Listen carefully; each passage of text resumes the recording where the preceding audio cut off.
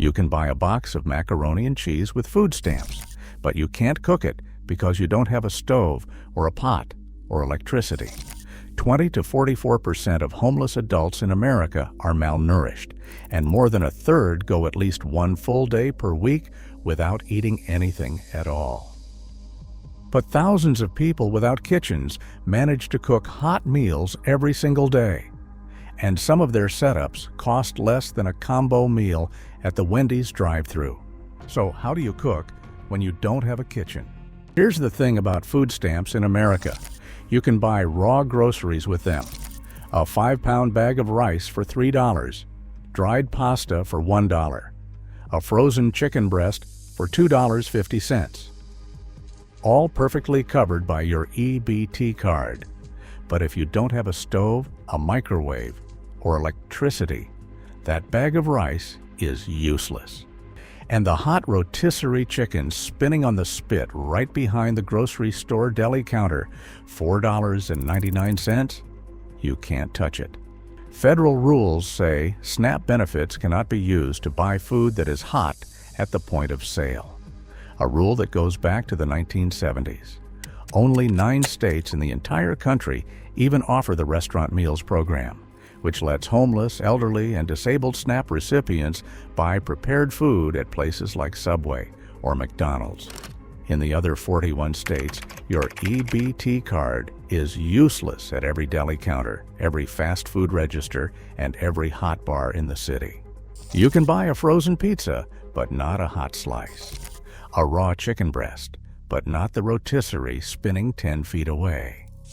The system was designed for people with kitchens and handed to people without them. So people figured out workarounds, and the first one fits inside a plastic carrying case.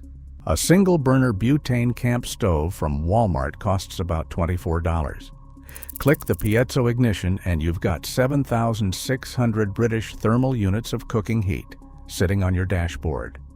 Enough to boil water for pasta in under 4 minutes, fry an egg, or heat a can of soup.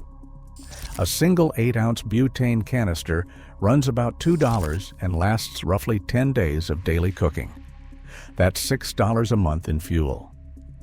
Your entire kitchen is the size of a dinner plate and weighs less than a textbook. Propane stoves are even more popular among vehicle dwellers. They use the small green Coleman canisters you can find at any gas station or Walmart for $3 to $4 each. One canister lasts about a week of regular use. The critical rule for cooking inside a vehicle is ventilation. Crack the windows, open the sliding door, and keep a battery-powered carbon monoxide detector nearby. Propane burns cleaner than butane, which is why van life forums overwhelmingly recommend it for indoor use. For people without $24 to spare, Sterno folding camp stoves are affordable. They cost $5 to $8 and collapse flat to about 1.5 inches thick. They run on gel fuel cans for under $1 each. They do not produce enough heat for serious cooking, but they are enough to warm canned food and to boil water for instant coffee. The whole rig fits in a backpack pocket. But stoves need fuel, and fuel costs money, even if it is just a few dollars. For the days when cooking simply is not possible, there is a different survival system entirely. A $2 jar of peanut butter and a pack of flour tortillas is roughly 1,000 calories that fits flat inside a backpack. Tortillas over sliced bread, always. They resist mold longer, take up less space, and don't crush in transit. Pull-top cans of tuna, beans, and chili eliminate the need for a can opener entirely. Beef jerky handles protein between meals. And here's a trick that vehicle dwellers figured out years ago. Walk into any McDonald's or gas station and ask for a cup of hot water. It's free at nearly every location in the country. Drop a ramen packet in, wait 3 minutes, and you have a hot meal for about 40 cents. Instant oatmeal works the same way. So does cup of soup. Hospital cafeterias are another surprisingly cheap source of hot food, with full meals running $3 to $6, including a salad bar that most restaurants would charge triple for. Pretty clever, right? But the no-cook survival diet has a hard ceiling. Peanut butter and instant ramen keep you alive. They do not keep you healthy. And there is a portability problem that rarely gets mentioned. Buying 5 pounds of potatoes for $2 is a better deal than any drive-through. But carrying 5 pounds of potatoes in a backpack everywhere you go is completely impractical. The cheapest food per calorie is almost always the heaviest and the hardest to prepare without a stove. And beyond the individual hacks, there is an entire layer of free public cooking infrastructure that hides in plain sight. Every city park in America has charcoal grills bolted to concrete pads. No ID, no membership, no reservation required. Toss on some charcoal, lay a sheet of aluminum foil over the grate for sanitation, and you have an outdoor kitchen for the price of a $5 bag of briquettes that lasts multiple sessions. In warm climates, park grills essentially become open-air community kitchens from May through September. Vehicle dwellers park nearby, set up at a picnic table, and cook dinner for a fraction of what they would spend at a fast food window. Some parks even have picnic shelters with working electrical outlets. One forum poster described plugging in a 2-burner hot plate at a city park pavilion and cooking every meal there for an entire summer. Free electricity, running water at the drinking fountain, a table to eat at. The closest thing to a real kitchen available to someone without a home. But individual solutions only go so far when a city has thousands of people who cannot feed themselves. Every one of these hacks requires someone to buy their own food, carry their own gear, and find a safe spot to light a flame. What happens when someone has none of those things? That's when the mobile soup kitchens roll in. The Grand Central Food Program in New York City was founded the day after a woman starved to death inside Grand Central Terminal in 1985. 40 years later, their 3 vans still roll out every single night. 800 to 1,200 hot meals of stew, bread, fresh fruit, and juice are delivered to 22 street locations across Manhattan and the Bronx. In their 2024 fiscal year alone, they served nearly 405,000 meals. Their total lifetime count is over 10 million. They have never missed a single night of operation, not one night in 4 decades.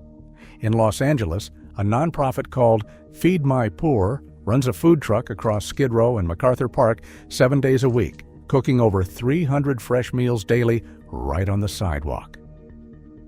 Their annual total runs to about 235,000 meals. In Denver, Kitchen 1 for 1 operates on a buy one, give one taco model. You buy a taco, someone in need gets a taco. In Portland, Blanchette House is the only nonprofit offering hot meals 3 times a day, 6 days a week, no identification required. If you are finding this useful, hit subscribe.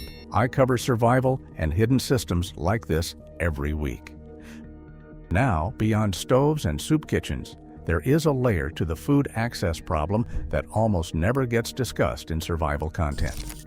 And it is the one that actually sends people to the emergency room. When your diet is canned chili, gas station ramen, and donated pastries for months straight, the damage accumulates fast. A systematic review of homeless nutrition found that low blood levels of iron, folate, vitamin C, D, and B12, and hemoglobin were widespread across every population studied. Between 20 and 44% of homeless adults are classified as malnourished. 32% are clinically underweight. The foods available without a kitchen tend to be high in saturated fat, low in fiber, and almost completely devoid of fresh produce. And it gets worse. Without refrigeration, you cannot store fresh milk, fruits, or vegetables. Even if you buy them with benefits from the Supplemental Nutrition Assistance Program, known as SNAP, they spoil within hours in a hot car or a backpack. The cheapest shelf-stable options that survive without a fridge are exactly the ones causing the deficiencies: white bread, canned meat, instant noodles.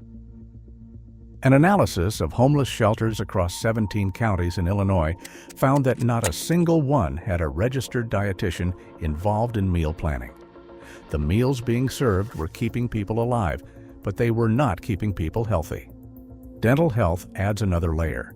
Many people experiencing long-term homelessness have decayed or missing teeth, which makes hard foods painful or impossible to eat. Shelters in Portland specifically serve soft foods like rice and pasta for that reason. When chewing hurts, your already narrow list of options shrinks to almost nothing. Your body can tolerate a bad diet for weeks.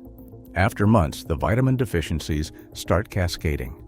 Anemia from low iron, weakened immunity from missing vitamin C, bone deterioration from absent vitamin D. These are the reasons homeless people end up in emergency rooms at dramatically higher rates than the general population. And that is exactly why community food networks matter as much as any individual camp stove.